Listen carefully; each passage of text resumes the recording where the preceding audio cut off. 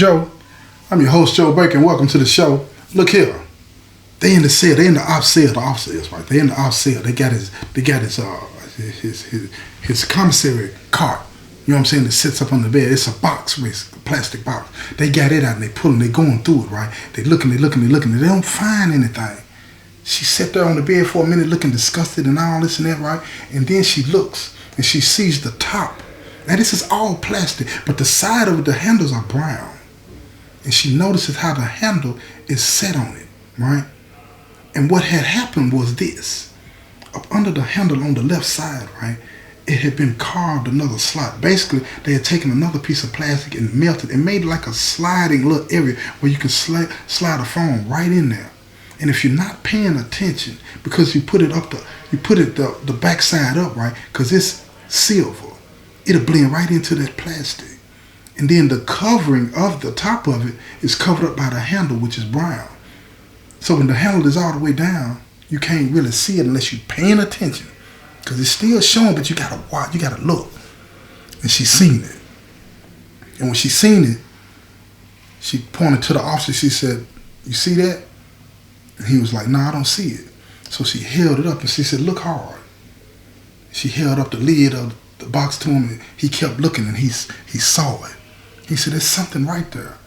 So she flipped it around and she popped the side. She raised the side of it up, the handle part, and it was right there covering up the entryway. And she tilted the top up and it slid and fell right into her hand. Now, when this phone slid into her hand, she told the officer to step out and tell the inmate to step back in. And when he stepped back in, she was holding it. When he said, she said to him, "Is this yours?" And he looked at her and he said, "Yeah, it's mine. Do what you need to do." So she took it. She took it downstairs. And when she took it downstairs, she held it in her hand. She wanted everybody in the pod to see it. Not everybody looking at her. And she heard somebody whisper saying, "Police need to stay up out of here." So she turned around and she scanned the whole pod, eye to eye, looking at her, trying to figure out who said it. But more important, she was sending a message that I'm not afraid of you. I'm not afraid. And the only reason she wasn't afraid because she knew that her dude had her back. But nobody knew.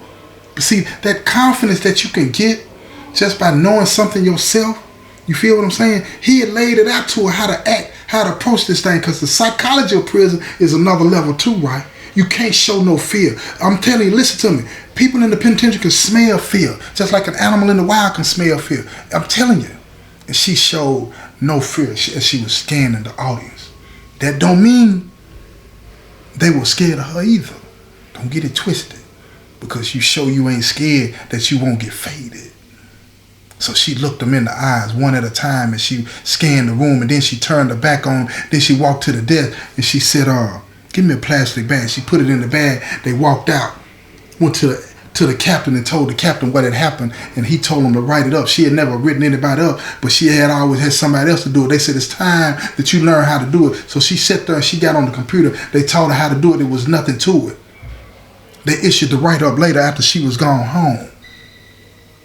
When she got home, she called and talked to, her band called and talked to her, and she was telling him what had happened, and he was like, "Good." He said, "Now what I'm going to do, I'm going to go sell him another one." He said, "Make sure you get a debit card so I can have the money put on the green card." She said, "I got you." So he approached dude, right? They went to the ball field later on. He approached dude. He said, "Man, I heard about your issue, man. If you're looking for something, let me know." And he told him, "I'm always looking." So he said, "I got you first thing in the morning." First thing in the morning, he dropped it off. At least one of the younger ones did. One of the guys up under him dropped it off. The money was good. You know what I'm saying? The money was good. The money was good. So sometime around lunch, she went back to her car this next day. She went back to the car, and her dude had already left a message on the phone, said check the car to make sure the money good. She checked the car while she was in the car in the parking lot of the penitentiary, and the money was good. When she went back in, she knew everything was straight. She said, "Oh, this is easy money. This is easy money." So she went about her day just like she had all the other days, making sure that everybody felt her presence. Making sure everybody felt her presence. Now, they had what they call in-service. That's training, when all the officers got to come in for training, the staff got to come in for training. So the second shift captain, he had to come in, and he saw her in one of the training classes. And he told her that they were going to be moving the captains around, and he was going to be moving the first shift in another couple of months. And he asked her, did she want to become his secretary? And she said, well, what do I have to do? And he said, well, I'll explain that to you later. But I need somebody that I can trust to make sure my paperwork is right. And she said, oh, I'm good with all of that kind of stuff. And he said, good. Just keep that in mind and keep that under your hat. So she kept doing her thing for the next couple of months, talking to her dude, letting him know that how everything was turning out, this and that and the third. But the whole time her dude was building up to make the big move. He wanted to make sure he ran the drug game in the penitentiary. But in order to do that, you got to have a solid way of getting it moved. Solid way. Can't be no games played. Can't be no games played. It cannot be something that can be interrupted by a shakedown, a lockdown, or any of that. And the only way that can work, listen to me now, what I'm telling y'all to be in now. The only way that can work, you got to have some help. You got to have some help. Everybody talking about the police ain't this and the police ain't that, but I'm telling you, any successful, long-term, successful drug operation in a penitentiary is aided and assisted by somebody that works there. That's just the business. You might not want to hear that, but that's the business. So let me tell you this. Listen to me. You got to listen to me now. It can happen in a whole lot of different ways. A whole lot of different ways now. And I'm going to give you just one. Now check this out. Look. A couple of months go by. Captain Puller. He makes sure that she still wants the job. She said, yeah. So he go put in the word. He let it be known that he going to move her and she going to become his secretary. Now, he got his own office and she going to be right there in the office with him. Imagine that. Now, all kinds of sorts of things go on. You feel what I'm saying? When you're the captain. You run the ship. Even though it's first shift, the warden and all of them is there, but they rely on you to make sure everything runs smooth. Anything that you can't handle, bring it to the big boss, and the boss of bosses is going to take care of it. The boss of bosses is the warden. He run that thing. But he relies on those captains to make sure the business is the business. Because they're the ones going to drop the hammer. They the tip of the spear. You understand what I'm saying? So he got to have the captain on his side. And he had Captain Wood. No ifs, ands, but about it. Now listen to me. This was also going down. But this time, Cap, he really digging the female. He digging them, man. He digging them. But at the same time, he got these issues. He got the alimony, he got the child support and all this and that. So he ain't got no whole lot of money. But he caking on a budget. He might stop by at Popeyes or something. And when he bring in, a little 3-piece for himself, he bring in a 3-piece for her. Some potatoes and a couple of biscuits. And biscuits be fire too, y'all. You know what I'm talking about?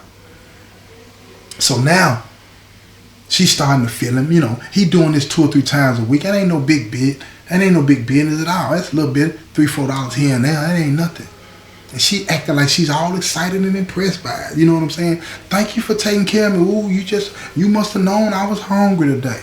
And all this and that. You know what I'm saying? So then she started reciprocating. She'll cook something at night and bring it in the next day and have it sitting on his desk for him when he get there. All this and that, right? So they acting like they got something going on. So one day, he pop his whip. She been waiting. He said, look, what you doing after work?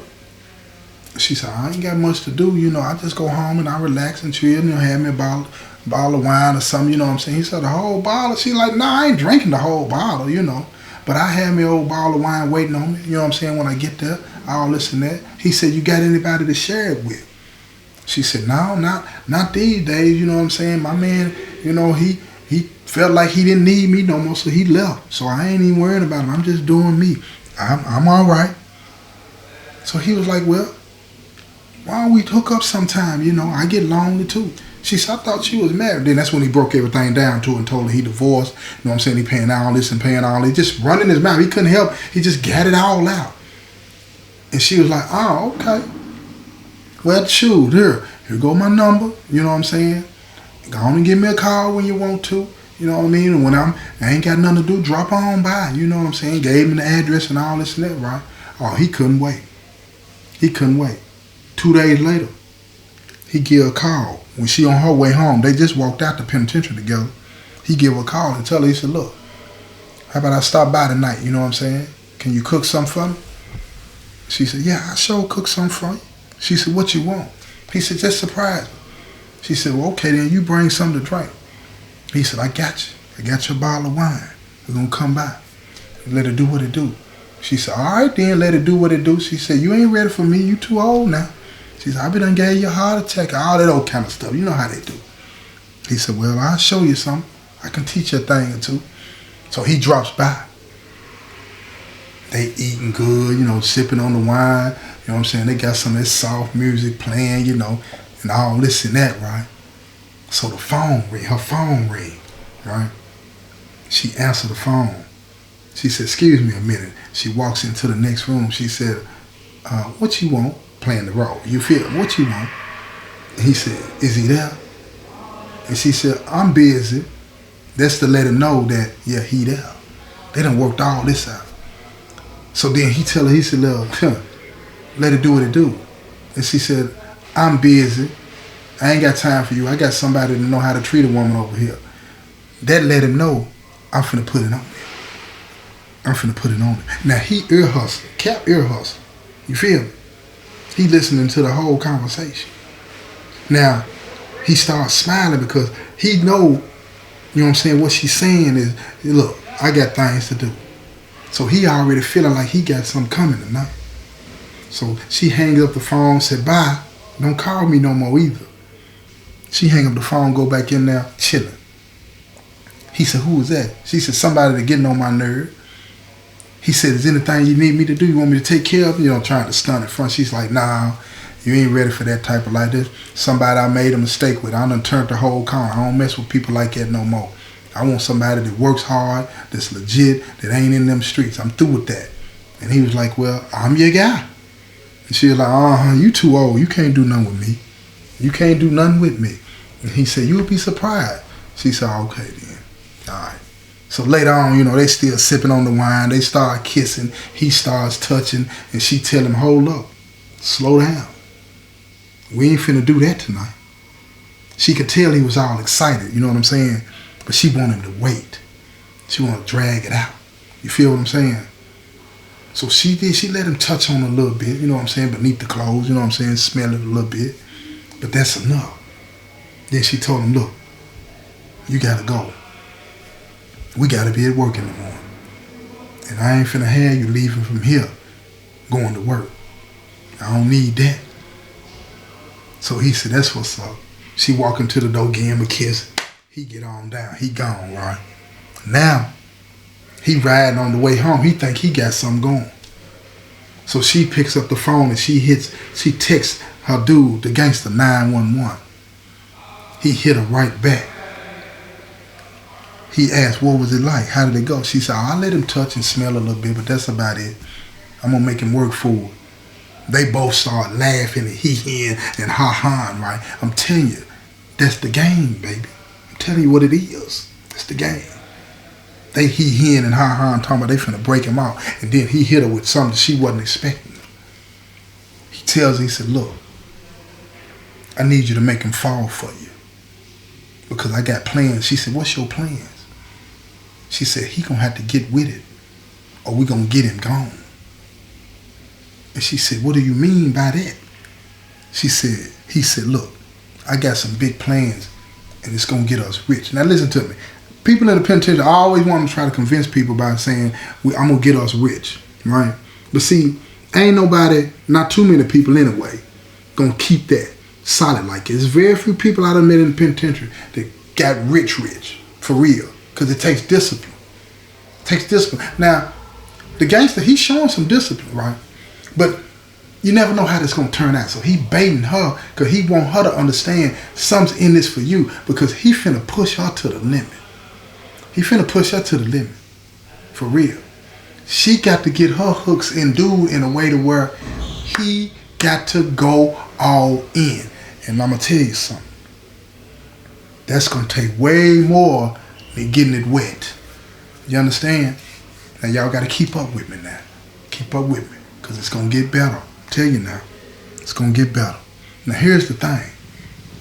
Over the course of the next month, they talking, they dating, they ain't going out nowhere. They doing it all on the low at the house and all this and that. And, you know, she done let him tap that thing a couple of times here and there, whatever, you know. And he, you know, according to her, you know, he hold his own, all of that, you know. Got a little help from the Viagra and all that old type of thing. You understand what I'm saying?